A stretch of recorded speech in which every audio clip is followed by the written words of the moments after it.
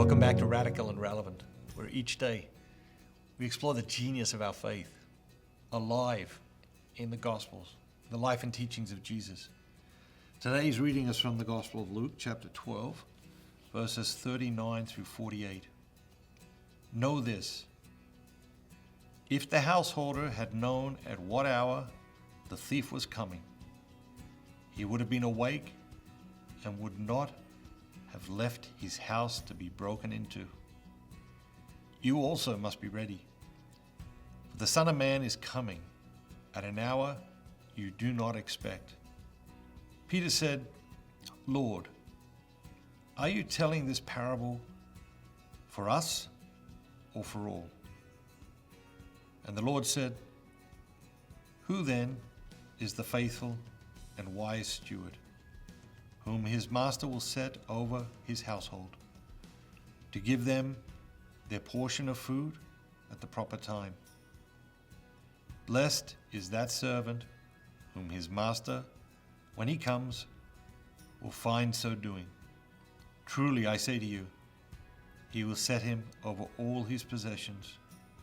But if that servant says to him, my master is delayed in coming, and begins to beat the men servants and the maid servants, and to eat and drink and get drunk, the master of that servant will come on a day when he does not expect him, at an hour when he does not know, and will punish him and put him with the unfaithful. And that servant who knew his master's will, but did not make ready or act according to his will, shall receive a severe beating. But he who did not know and did what deserved a beating shall receive a light beating. Everyone to whom much is given, of him will much be required, and of him to whom men commit much, they will demand the more. What is it that jumps out at you today? Is there a word, a phrase, an idea? Jesus is speaking about servants, masters, servants given missions by masters, and masters coming back and finding those missions well tended, well executed, faithfully taken care of.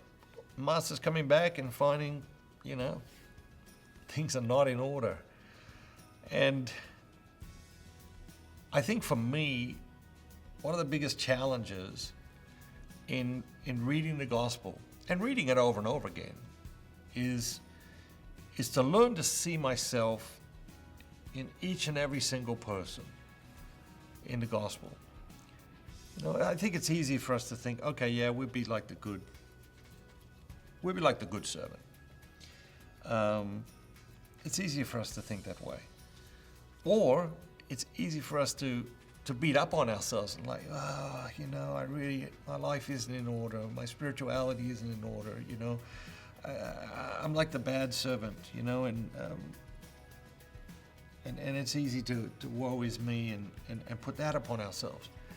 And neither of those are the fullness of what God wants us to experience in the gospel.